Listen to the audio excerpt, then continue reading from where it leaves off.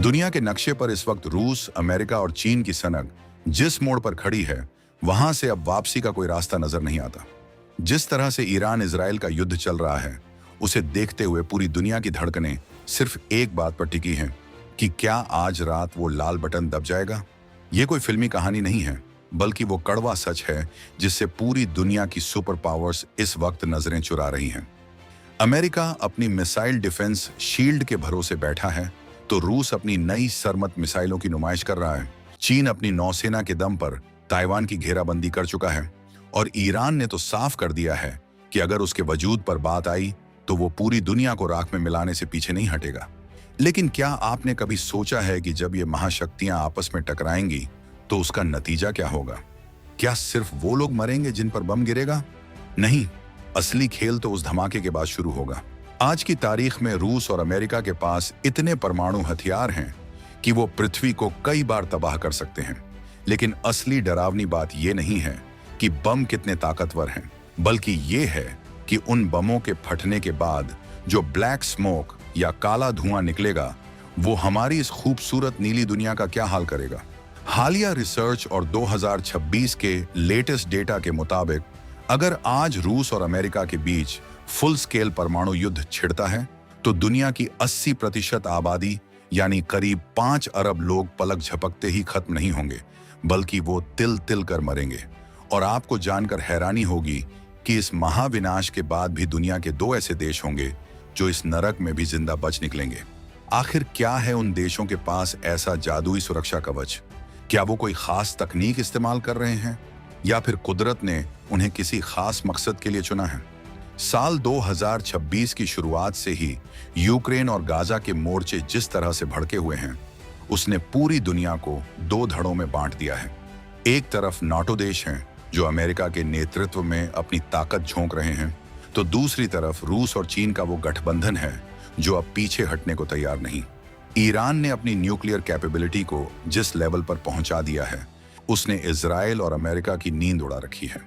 ये वो दौर है जहां एक छोटी सी गलतफहमी या एक गलत कमांड पूरी इंसानियत का आखिरी दिन साबित हो सकती है। वैज्ञानिकों का कहना है कि अगर इन देशों के बीच परमाणु युद्ध हुआ तो आसमान से आग नहीं, बल्कि वो मौत बरसेगी जिसे न्यूक्लियर विंटर कहा जाता है। ये एक ऐसा अंधेरा होगा जो सूरज की रोशनी को धरती तक पहुंचने ही नहीं देगा। अब जरा इस मंजर को गहराई से समझिए। जब परमाणु बम फटते हैं तो वो सिर्फ इमारतों को नहीं गिराते, बल्कि वो करोड़ों टन राख और कालिख को आसमान की ऊपरी सतह यानी स्ट्रेटोस्फियर में भेज देते हैं। ये कालिख वहां जाकर एक ऐसी मोटी परत बना लेती है जिसे दुनिया की कोई भी हवा या बारिश साफ नहीं कर सकती। नतीजा, सूरज की किरणें धरती तक पहुंचना बंद हो जाएंगी। 2026 की ताजा रिपोर्ट्स बताती हैं कि इस तबाही के बाद धरती का तापमान अचानक 20 से 30 डिग्री सेल्सियस तक गिर जाएगा। यानी जो इलाके आज हरे भरे हैं, वहां 10 साल तक लगातार बर्फ गिरेगी। न खेती होगी, न अनाज उगेगा और न ही पीने का साफ पानी बचेगा। ये वो दौर होगा जब इंसान सोने और चांदी के लिए नहीं, बल्कि एक मुट्ठी अनाज के लिए एक दूसरे का अंत करने पर उतारू होगा। लेकिन इस भयानक मंजर के बीच भी ऑस्ट्रेलिया और अर्जेंटीना जैसे देश एक उम्मीद की किरण बनकर उभरे हैं। अब आप सोचेंगे कि आखिर इन दोनों देशों में ऐसा क्या खास है? क्या इनके पास कोई ऐसी मिसाइल है जो परमाणु धुएं को रोक लेगी? बिल्कुल नहीं। इसका राज छुपा है इनकी भौगोलिक स्थिति और इनके खेती करने के तरीके में। ऑस्ट्रेलिया और अर्जेंटीना दक्षिणी गोलार्ध यानी सदर्न हेमिस्फीयर में स्थित हैं। वैज्ञानिकों का मानना है कि जब उत्तरी गोलार्ध में रूस, अमेरिका, यूरोप और चीन आपस में लड़ रहे होंगे, तो वहां से निकलने वाला धुआं भूमध्य रेखा यानी इक्वेटर को पार करने में काफी समय लेगा। तब तक ये दोनों देश अपने आप को इस तबाही के लिए तैयार कर सकते हैं। ऑस्ट्रेलिया की सबसे बड़ी ताकत उसकी गेहूं की पैदावार है। वहां की आबादी कम है और उनके पास अनाज का इतना बड़ा भंडार रहता है कि वो अपने लोगों को सालों तक खिला सकते हैं। भले ही सूरज की रोशनी कम हो जाए, लेकिन ऑस्ट्रेलिया की कुछ खास फसलों की प्रजातियां ऐसी हैं जो कम रोशनी और ठंडे तापमान में भी जिंदा रह सकती हैं। वहीं दूसरी तरफ अर्जेंटीना के पास भी विशाल उपजाऊ जमीन और पशुधन का बड़ा भंडार है।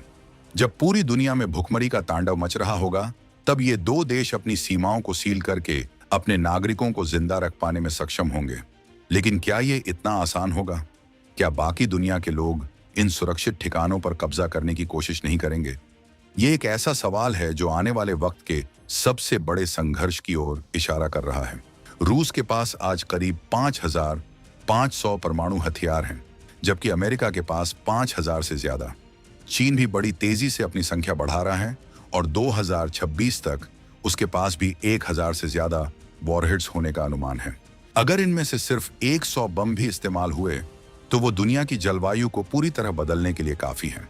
सोचिए, 150 मिलियन मीट्रिक टन कालिख जब आसमान में फैलेगी तो वो पूरी दुनिया को एक फ्रीजर में बदल देगी। समंदर का पानी जमने लगेगा, समुद्री जीव खत्म हो जाएंगे और इंसानियत के पास छुपने के लिए कोई जगह नहीं बचेगी। ये कोई डराने वाली बात नहीं है, बल्कि रटगर्स यूनिवर्सिटी के वैज्ञानिकों की वो चेतावनी है जिसे आज के नेता नजरअंदाज कर रहे हैं। भारत की स्थिति इस पूरे मामले में बहुत ही नाजुक है। भारत एक कृषि प्रधान देश है, लेकिन हमारी बड़ी आबादी हमारी सबसे बड़ी कमजोरी बन सकती है। अगर परमाणु युद्ध हुआ तो भारत में मानसून का चक्र पूरी तरह से बर्बाद हो जाएगा। बिना मानसून के खेती मुमकिन नहीं होगी और 140 करोड़ से ज्यादा लोगों का पेट भरना नामुमकिन हो जाएगा। हालांकि भारत की रणनीतिक स्थिति और हमारी नो फर्स्ट यूज पॉलिसी हमें इस युद्ध में सीधे तौर पर शामिल होने से बचा सकती है, लेकिन उस काले धुएं से कोई भी सरहद हमें नहीं बचा पाएगी। 2026 का नया भारत अपनी डिफेंस टेक्नोलॉजी में तो बहुत आगे निकल चुका है, लेकिन कुदरत के इस कहर के सामने हर तकनीक छोटी पड़ जाती है। इस थ्रिलर का सबसे डरावना हिस्सा ये है कि परमाणु धमाके के पहले कुछ घंटों में जो लोग मारे जाएंगे वो शायद खुश नसीब होंगे, क्योंकि जो बचेंगे उन्हें अगले 10 सालों तक वो नरक देखना पड़ेगा जिसकी कल्पना करना भी मुश्किल है। शहरों में बिजली नहीं होगी, अस्पतालों में दवाइयां खत्म हो जाएंगी और इंटरनेट तो एक सपना बन जाएगा। इंसान फिर से पाषाण युग यानी स्टोन एज में पहुंच जाएगा। वहां ताकत की परिभाषा बदल जाएगी। जिसके पास रोटी होगी वही असली राजा होगा। ऑस्ट्रेलिया और अर्जेंटीना की किस्मत अच्छी है कि वो दुनिया के उस कोने में हैं जहां तबाही का असर सबसे बाद में पहुंचेगा, लेकिन क्या वो इस भारी दबाव को झेल पाएंगे? अर्जेंटीना के पास एक और प्लस पॉइंट है और वो है उसकी विविधता। वहां का मौसम और वहां की मिट्टी उसे बाहरी दुनिया से अलग एक आत्मनिर्भर टापू बना देती है। लेकिन इसके पीछे एक काला सच ये भी है कि अगर ये देश बच भी गए तो इन्हें रेडियोधर्मी विकिरण यानी रेडिएशन से लड़ना होगा। भले ही धुआं देर से पहुंचे, लेकिन हवाएं रेडिएशन को पूरी दुनिया में फैला देंगी। 2026 के आंकड़ों के हिसाब से दुनिया में इस वक्त इतने परमाणु रिएक्टर और हथियार हैं कि अगर उनमें से आधे भी एक्टिव हो गए तो इंसान का डीएनए तक बदल जाएगा। आने वाली पीढ़ियां कैसी होंगी, ये सोचकर ही रूह कांप जाती है। अब बात करते हैं उस सस्पेंस की जो इस पूरे मामले को और भी ज्यादा पेचीदा बना देता है। क्या वाकई अमेरिका और रूस को इस बात का अंदाजा नहीं है? सच तो ये है कि इन देशों ने अपने वीवीआईपी लोगों के लिए गहरे अंडरग्राउंड बंकर्स बना लिए हैं। अमेरिका के कोलोराडो में पहाड़ों के नीचे ऐसे शहर बसाए गए हैं जो परमाणु हमले को झेल सकते हैं। रूस के यूराल पहाड़ों के नीचे भी कुछ ऐसा ही सिस्टम तैयार है। यानी जब आम जनता भुखमरी और ठंड से दम तोड़ रही होगी, तब ये ताकतवर लोग सुरक्षित ठिकानों में बैठकर दुनिया के दोबारा बसने का इंतजार करेंगे। क्या ये इंसाफ है? क्या करोड़ों लोगों की जान की कीमत इन नेताओं की ईगो से कम है? आज 2026 में हम जिस मोड़ पर खड़े हैं, वहां से सिर्फ 2 ही रास्ते जाते हैं। या तो हम अपनी परमाणु सनक को लगाम दें, या फिर उस 10 साल लंबी सर्दी के लिए तैयार हो जाएं, जिसमें सिर्फ मौत का सन्नाटा होगा। वैज्ञानिकों ने साफ कर दिया है कि परमाणु युद्ध का मतलब सिर्फ 2 देशों का खत्म होना नहीं है, बल्कि ये पूरी पृथ्वी की रिबूट बटन दबाने जैसा है। बस फर्क इतना होगा कि इस बार रिबूट के बाद इंसान शायद उस लिस्ट में न हो। 5 अरब लोगों की मौत का आंकड़ा सिर्फ एक नंबर नहीं है, ये हर दूसरे इंसान की कहानी है। आपके परिवार, मेरे परिवार और हम सबके वजूद पर यह तलवार लटक रही है। राष्ट्रवादी दृष्टिकोण से देखें तो भारत को अपनी आत्मनिर्भरता को सिर्फ हथियारों तक सीमित नहीं रखना चाहिए। हमें फूड सिक्योरिटी और ऐसी टेक्नोलॉजी पर काम करना होगा जो बिना सूरज की रोशनी के भी हमें खाना दे सके, क्योंकि अगर कल को हालात बिगड़े तो कोई भी देश हमारी मदद के लिए नहीं आएगा। हर कोई अपनी जान बचाने में लगा होगा। ऑस्ट्रेलिया और अर्जेंटीना का उदाहरण हमें यह सिखाता है कि जो देश कुदरत के करीब हैं और जिनके पास संसाधनों का सही मैनेजमेंट है, वही इस महाप्रलय में बच पाएंगे। भारत को भी अपनी हिमालयी गुफाओं और अंडरग्राउंड स्टोरेज को इस लेवल पर ले जाना होगा कि हम किसी भी ग्लोबल क्राइसिस का सामना कर सकें। इस पूरी कहानी का क्लाइमैक्स अभी बाकी है। 2026 के इस तनावपूर्ण माहौल में हर रोज एक नई खबर आती है जो हमें विनाश के और करीब ले जाती है। क्या ईरान वाकई चुप बैठेगा? क्या इजराइल अपनी सुरक्षा के लिए परमाणु विकल्प चुनेगा? और सबसे बड़ा सवाल, क्या चीन अपनी विस्तारवादी नीति के चक्कर में पूरी दुनिया को इस आग में झोंक देगा? ये वो सवाल हैं जिनके जवाब शायद हमें अगले कुछ महीनों में मिल जाएं। लेकिन एक बात तय है, अगर ये खेल शुरू हुआ तो फिर कोई भी रेफरी इसे रोक नहीं पाएगा। सीटी तभी बजेगी जब सब कुछ खत्म हो चुका होगा।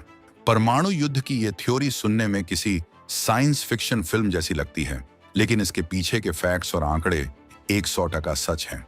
रटगर्स यूनिवर्सिटी की जो रिपोर्ट 2026 में दोबारा चर्चा में आई है, उसने साफ कर दिया है कि दुनिया की फूड सप्लाई चेन इतनी कमजोर है कि सिर्फ एक हफ्ते का युद्ध पूरी दुनिया को भुखमरी की कगार पर खड़ा कर सकता है।